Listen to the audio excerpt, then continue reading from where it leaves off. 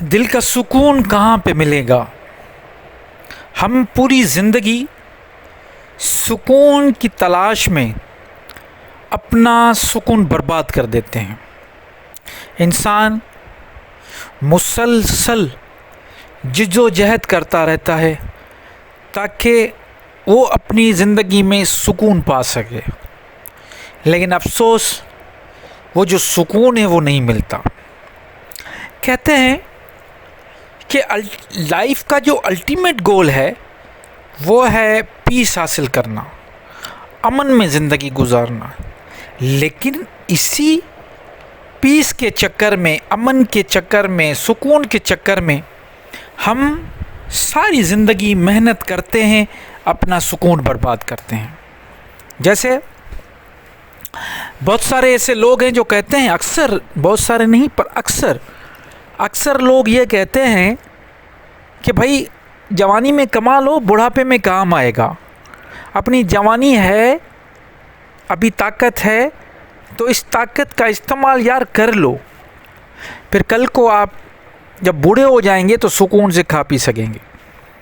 اور جب بوڑھے ہوتے ہیں، جب وہ وقت آتا ہے جس وقت میں آرام سے سکون سے کھانا پینا ہے، اس وقت بیماریاں گھیر لیتی ہیں، نہ کچھ کھا سکتے ہیں نہ کچھ پی سکتے ہیں، اور پھر سمجھ میں آتا ہے کہ جو گولڈن پیریڈ تھا وہ تو ہم نے محنت مشقت میں ہی گزار لیا۔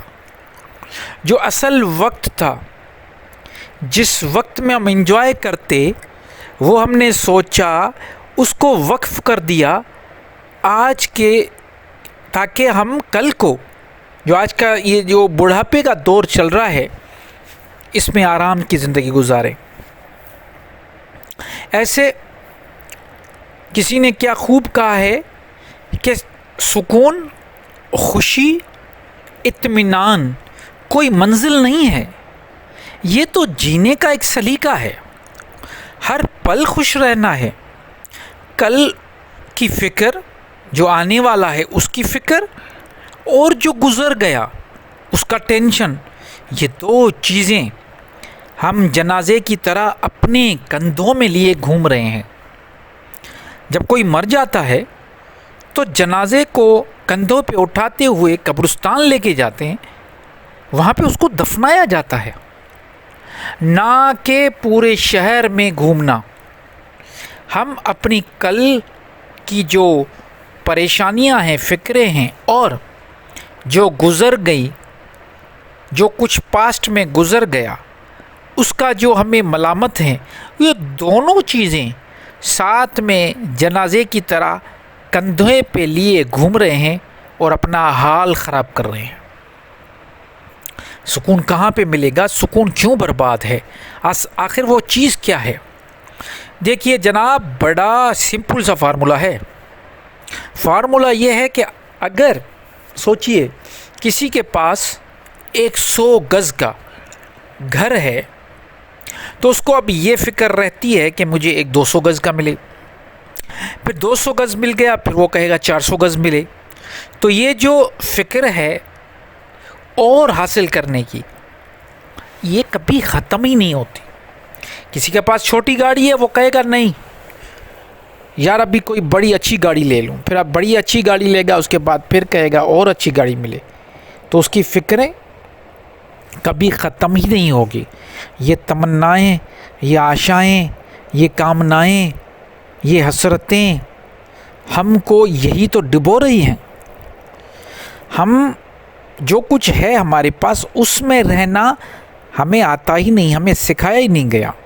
اصل میں اس میں ہمارا کوئی قصور نہیں ہے۔ ہمیں جو اسکولنگ کی ہے، ہمارا جو معاشرہ ہے، جو ہم اسکول جاتے ہیں وہاں سے لے کے ہمارے بچپن میں ہمارے والدین سب ہمیں یہی سکھاتے ہیں کہ اچھے سے اچھا پانے کی کوشش کرو۔ کوئی یہ نہیں سکھاتا کہ جو کچھ تمہارے پاس ہے اس میں جینا سیکھو۔ دیکھیے آپ کو جو کچھ ملنا ہے وہ تو ملے گا، اس کو دنیا کی کوئی طاقت، کوئی ہستی روک نہیں سکتی جو کچھ آپ کو ملنا ہے۔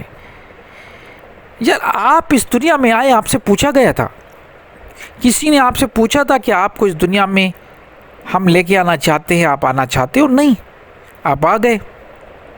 بالکل اسی طرح جب مر جائیں گے کوئی نہیں پوچھے گا کہ بھائی اب تمہیں اس دنیا سے جانا ہے، اجازت ہے تو تمہارا جو ہے نا میں روح نکالوں، نہیں، کوئی پوچھے گا نہیں، نہ آنے کا پوچھا نہ جانے کا پوچھا۔ جو بیچ میں زندگی ہے اس کو بھی اسی کے حوالے کر دو جو لے کے آ رہا ہے اور جو لے کے جائے گا۔ تمہیں کیا، تم کیوں اپنا سکون برباد کر رہے ہو؟